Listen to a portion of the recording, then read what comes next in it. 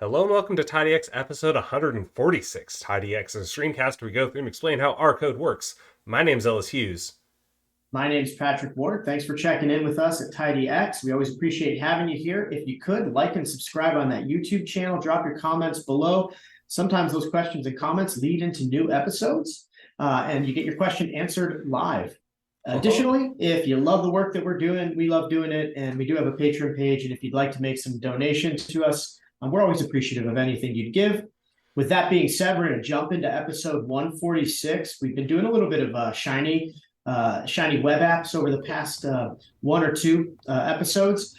And today, what we wanted to go through was a way that you could basically create a cool shiny web app and provide your decision maker, practitioner, whoever's reading that web app with the opportunity to be able to download that data and download it to a report that maybe they could print off and take to a meeting. We've got two ways to do that. One is sort of the conventional way of creating a PDF. It's a little bit more code intensive, has a little bit more steps to it. Simpler way is with this new shiny screenshot package that I stumbled upon a couple months ago, and I've absolutely loved. So whoever has created that, props to you. It's been super useful. That makes it really easy. We're going to show you how to do both all in one app. And of course, as you build your app, you don't have to do both. You can choose one or the other. But with that said, or both. With that said, let's jump in. Let's get to it. All right, so first, of course, we've got the packages that we're using. So Tidyverse for our data manipulation needs. Shiny, since we're building a Shiny app. Shiny Screenshot, as Patrick mentioned, so that we can do screenshots. Grid Extra and ggpub are for other types of outputs that we're going to be generating. The data set we're going to be using this week is just empty cars. We're going to do some slight modifications to it. We're going to take empty cars. We're going to turn the CIL column into a factor, just so that it's easier for printing. And then we're going to take the row names of the original data set and add it into the table so that we don't lose it, because Tidyverse tends to remove row names. And then we're going to assign that to car type and relocate it to the very front of our data set. So now let me quickly print that so you can see what I mean here, where we got car type there. All right, so that's our data set. But as a Shiny app, there's two elements. There's the UI and the server. Patrick, do you want to quickly take us through the UI and what that should be looking like?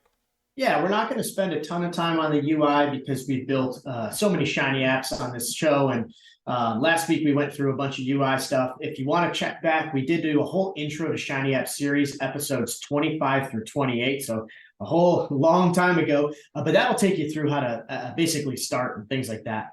With the UI, we're creating a fluid page. We're going to give it this title panel called cars, exclamation point, and we just want to center it right at the center of the top of the page.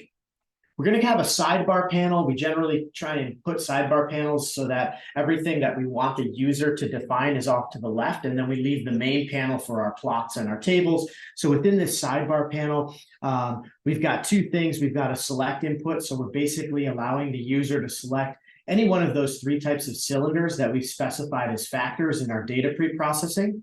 And then the additional thing, which we haven't done before, this is new, this is what today's episode is about, is we need to create some little buttons for the user to be able to touch and get their report printed out as a PDF or as a PNG if it's a screenshot. If you want it as a PDF, we just create this little download button. It's going to provide us with an export. That's what that's how we're going to call it in the server. So yeah, I should have labeled it. It's output ID. And we'll label it so what the user sees is this word download PDF on the front of the button. The other one is the action button. So you need a download button for the PDF. If it's a screenshot, it's an action button. The input ID is going to be screenshot, and the label is going to be screenshot report. For the download button, do you need that to be input ID? It's output ID. It's an output. Oh, output ID. Okay. So this is causing an action to happen inside of our Shiny app. Therefore, it's input. The download button is causing something to come out of our Shiny app. I don't know. That's my mental model. Interesting. Okay. Yeah. Now we're ready for our main panel, and this is just kind of like standard main panel stuff. We're going to have two rows. The first row, it has two columns, each taking up half of the width. So remember, the width of the main panel is a 12. So we're going to split it 50-50 with 6 and 6. 6, or half of it is going to be dedicated to a plot. Half of it is going to be dedicated to a table. Then we're going to put in a line break for the second row, and we're going to dedicate all 12 units of the main plot to a second plot. We're going to plot output, and we're going to call that one PLT2. So we run this user interface, and basically everything now is set for what the user is going to see. And now the heavy lifting comes in, where we're going to have to do the background work with the server. Ellis, you want to kick us off here? Yeah, I can do that. So as Patrick mentioned earlier, we've got this input up here, this select input, and the input is sil. And so where it comes into effect is right here. So what we're doing is we're taking the DAT data sets, the empty cars data set, and we're filtering to keep all cases where sil is equal to the input cylinder. So we're able to define, 4, 6, 8 cylinders to reduce our set of data that we're showing. You could do this however you want to. If you're looking at teams, if you're looking at players, it depends on the data you're looking at. One interesting piece is we use this rec. So rec is what's going to tell Shiny, hey, check to see if input sil is not null. If it's not null, cool, you're good, continue forward. If it is null, it'll stop running and prevent you from moving forward. So this is a way to prevent your reactive from just constantly running against really strange values. You can also put conditions in this as well. And the other thing is, if you don't do it, let's say there's no cylinder selected, what the user sees in red ink across the front of your Shiny app is nothing defined, see app developer for information. So if you put in rec, it's just a clean page. There's nothing there. There's no action being taken. Exactly. So it's just a lot cleaner. So throw your recs in where requirements wherever. You can also set this to be like a Boolean response, so check to see if the value is 4, 6, 8 or whatever. Yeah. Anyway, so that's going to turn filter and return D, which then gets assigned to sil_df. So sil_df is a reactive of the value of DAT filtered by cylinders. So then we're going to have some outputs, but we also know that we're going to need these outputs for later on. So the way you store these values inside of a Shiny app is in a reactive value. So this is a reactive, and this is a reactive value. And we're predefining PLT1, PLT2, and table to be null. And we are assigning that all to vals. So this means we can reference vals anywhere else inside of our Shiny app and either assign values into PLT1, PLT2, and table, or we can use them later on. So we can either reference or assign into it, or we can use that value out of it. It's kind of like a nice list. For this first plot we've got going here, we're going to take that new sil_df. So anytime sil_df gets updated, this is going to re-render this plot. We're going to do ggplot, where x is weight and y is mpgs. We add some points, set the theme, add the labels, do some other theming to make the axis text and title size 12s 15 in bold, or a plot title 20. And we assign this back into vals PLT. So that's going to assign it into our reactive value. And then we print it down here so that it actually gets output to our output PLT1. Patrick, do you want to take us through the next two outputs?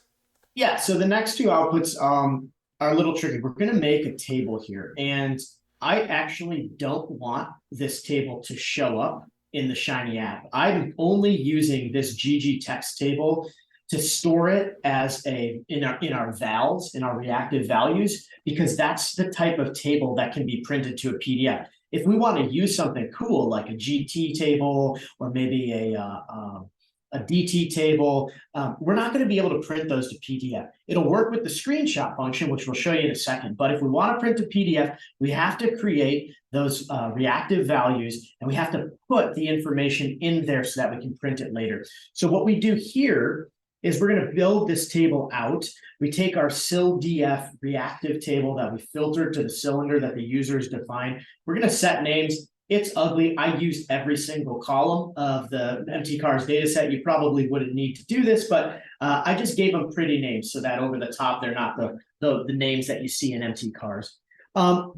Next, we're going to store the table for printing. So we're going to wrap that table df that we created, we're going to wrap it into the GG textable wrapper. And this creates a nice table with row names, and I renamed the columns here so that they look good. I have a theme there, so I want to make the theme minimal. So I want to get rid of like the grid lines. I just want to have some vertical grid lines.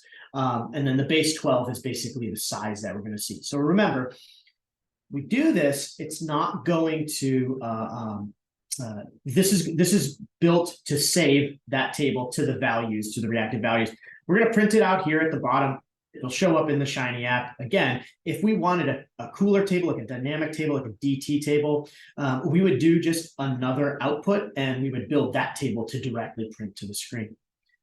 Output plot 2, we're going to store into the reactive as well, the reactive values as well. So we take our data set. This is going to be x-axis is disk and y-axis is HP. It's just a simple point plot, and we're just going to, all the standard ggplot stuff is there. We're going to stick that into the vals PLT, and we're also going to print it out as well. And now we're ready to get to the part of the code where we're going to be downloading this data. So we have this download handler function. We're going to pass it the file name, and the file name can be whatever you want. So I just put plots there. You could do like a paste sysdate if you wanted.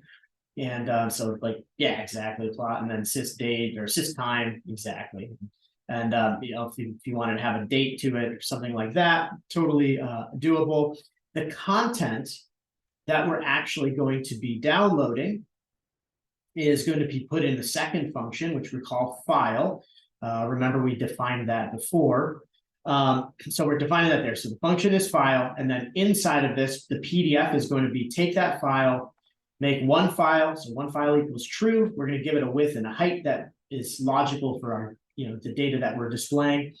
And I'm going to use the grid arrange function to make sure that I get all of the things that we stored within the reactive values in that vals thing that we expressed. I'm going to use grid function to store those in a logical way. So I have lined them up, and I'm going to say, I want 2 rows and I want 2 columns. So they're going to come out looking exactly like they do on the actual Shiny app. And then I'm just going to turn off the plotting device with the dev off function. That's how we're going to get this out into a PDF. Ellis, how would we get it out as a screenshot? Screenshot's surprisingly easy, right? So we have this observe event, and we're going to look for changes in the input screenshot. If you remember input screenshot, if we quickly scroll up to the UI, was an action button that you click. So anytime somebody clicks on this, that value will update, which means it'll trigger this observe event. And all it's going to do is it's going to call the function screenshot, which comes from the Shiny screenshot. So it's going to take a screen capture of our Shiny app at that point in time and then download it as a PNG for you. I love this function. It's so easy, and I use it like all the time. Like with every Shiny app now that I build, I'm like, just put a screenshot on it. Super easy. Just call it good. Yeah, so it'll be very simple for that. And now let's run this app here so you can actually see everything that I've been talking about. And hopefully that save there did not break it. It did not. Perfect. So let me make this larger here. Let me zoom out a little bit so it doesn't look super awful.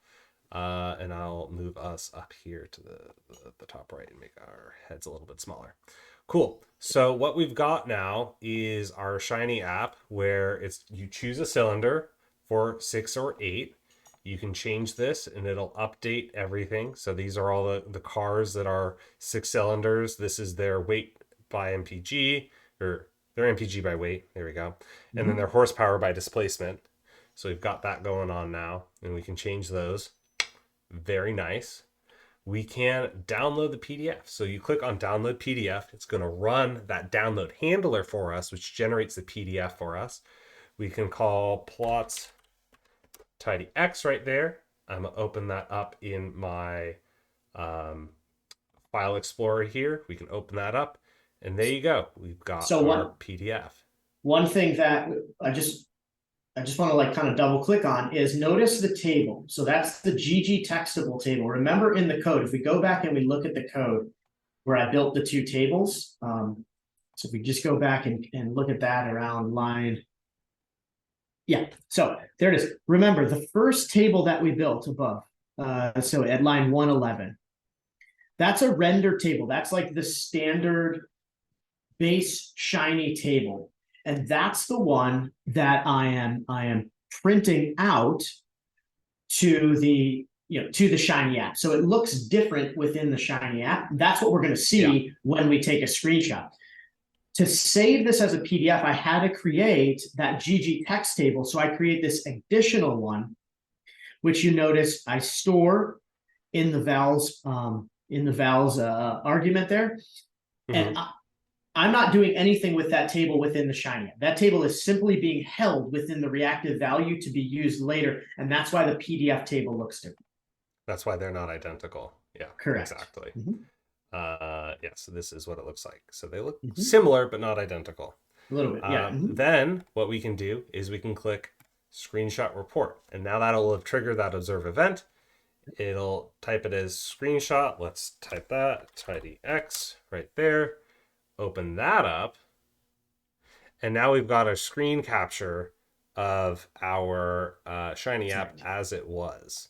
And so now they could, your stakeholder could use this, save that, move on, drop that into their report or whatever, and go, when I clicked cylinder 8, this is what I got. And the other thing with the screenshot version that I love is it's going to take a picture of the screen of the Shiny app as you see it, as the user sees it. So remember, the PDF, I had to create a separate table and store it. For the screenshot, if we used a more dynamic table there, like a DT table, and we wanted to not only filter to, let's say, cylinder 8, but maybe we wanted to filter everything that had, a weight above, let's say, 4, we could have done that, and it would have been a much smaller table. And if we hit the screenshot button, that's what we would have gotten out. And then they could have gone to the meeting and say, these are the cars that are cylinder 8 with a engine weight above 4. Mm-hmm. Without you having to build all that into your pack or into your Shiny app and having to record all that information. Yeah. So yeah. And so those are two methods and two outputs that you can have in your Shiny app that I think bring a lot of value to your users of your Shiny app. Remember, we're not always programmers are the ones that are using your Shiny app. In fact, it usually is going to be very helpful for folks that are not programmers to be able to interact with this data and explore it and really get to know it. Yeah. So with that, let's call episode 146 of TidyX. Thank you all for joining us. My name's Ellis Hughes. You can find me on social media in a variety of places.